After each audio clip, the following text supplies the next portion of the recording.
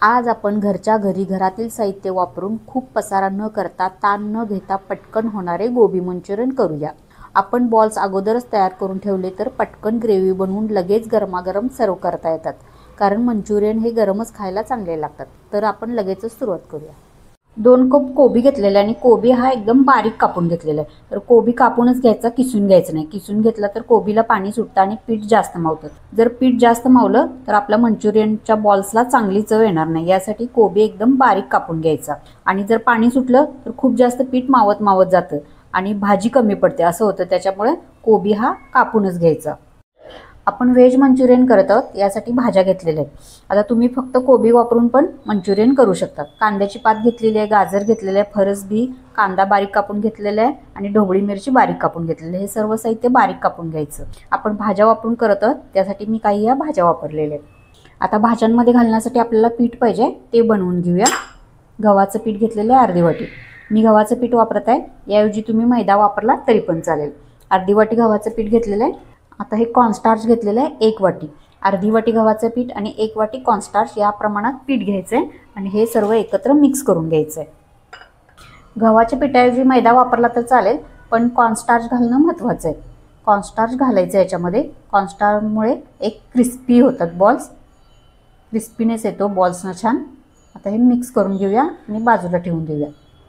1 चमचा कॉर्नस्टार्च घेतलं, याच्यामध्ये थोडंसं पाणी घालून घेऊया आणि याची स्लरी बनवून घेऊया। गुठळ्या व्यवस्थित मोडून घ्यायच्या आणि स्लरी करून घ्यायची।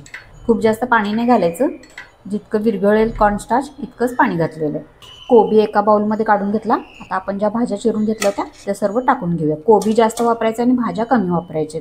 आता ह्या भाज्यांचं काही असं प्रमाण नाही आहे की इतकंच वापरायचं आहे। तुमच्याकडे ज्या अवेलेबल भाज्या आहेत त्या वापरल्या तरी चालतील। थोडंसं प्रमाण कमी जास्त झालं तरी पण चालेल। आता ह्या सर्व भाज्या एकदा मिक्स करून घेऊया एकत्र व्यवस्थित। भाज्यांच्यावर आलं लसूण पेस्ट 1 चमचा घातलेली आहे। 1 चमचा मीठ टाकून घेऊया। मीठ चवीपुरतं टाकायचं आहे। आता आपण पीठ टाकून घेऊया, पण पीठ आपण थोडं थोडं टाकायचं आहे, एकत्र सर्व पीठ टाकायचं नाही आहे। जसं लागेल तसं पीठ वापरायचं आहे। आता हे मिक्स करून घेऊया। अर्धं पीठ वापरलेलं आहे मी, जितकं लागेल तसं घालत जाऊ आपण पीठ। भाज्या धुवून घेतलेल्या आहेत, भाज्याला थोडंसं मॉइश्चर आहे, तर पाणी वरून घालायचं नाही आहे। जितकं भाज्यांना पाणी आहे भाज्या धुतल्यामुळे त्याच्यामध्ये व्यवस्थित हे पीठ भिजलं जातं। पीठ व्यवस्थित मिक्स केलं। आता एकदा बघून घ्यायचं की बाइंडिंग आलेलं आहे का नाही पिठाला। बाइंडिंग आलेलं आहे, पण इतकं जास्त व्यवस्थित नाही आलेलं, थोडंसं कोरडं कोरडं वाटत आहे। तर मी याच्यामध्ये थोडंसं पीठ घालून घेते।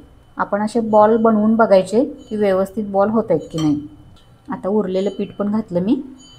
हिरवी मिरची टाकली, मगाशी विसरली होती टाकायची। सोया सॉस आहे तो टाकून घेऊया। 1 ते 1.5 चमचा सोया सॉस टाकलेला आहे आणि पुन्हा 1 ते 1.5 चमचा टोमॅटो केचप टाकूया।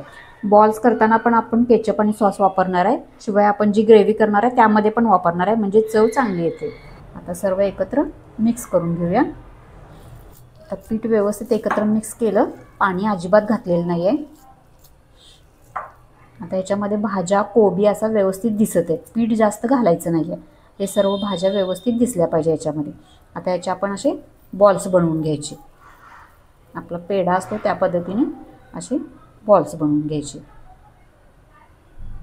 थोडेसे बॉल बनवून घेतले, तळत तळत आता उरलेले बॉल बनवूया। मध्यम आचेवर तेल मध्यम गरम केलेलं आहे, बॉल्स तळून घेऊया। आता हे पीठ आपण बनवल्यानंतर खूप जास्त वेळ पण बाजूला ठेवून द्यायचं नाही तसंच।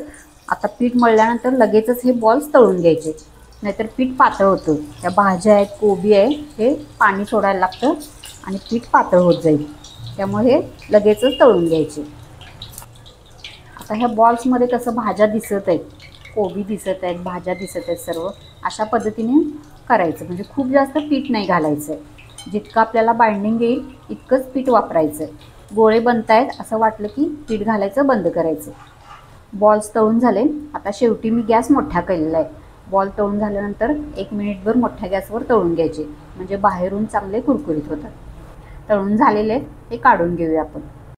आता दुसऱ्या वेळचे पण हे तळून घेऊया आपण। दुसऱ्या वेळचे पण बॉल्स तळून झालेले आहेत। आता दुसऱ्या वेळी मी थोडेसे जास्त घातलेले, हे पण आता काढून घेऊया। मस्त क्रिस्पी झालेले बॉल्स बघा कसे झालेले आहेत, अगदी कुरकुरीत झालेले आहेत। थोडेसे वाजवून दाखवले। 1-2 चमचे तेल तापवलेलं आहे, आता आपण ग्रेव्ही करून घेऊया. आलं लसूणची पेस्ट टाकली, थोडीशी जास्त टाकायची आलं लसूणची पेस्ट, म्हणजे फ्लेवर चांगला येतो. आलं लसूण व्यवस्थित परतून घेऊया.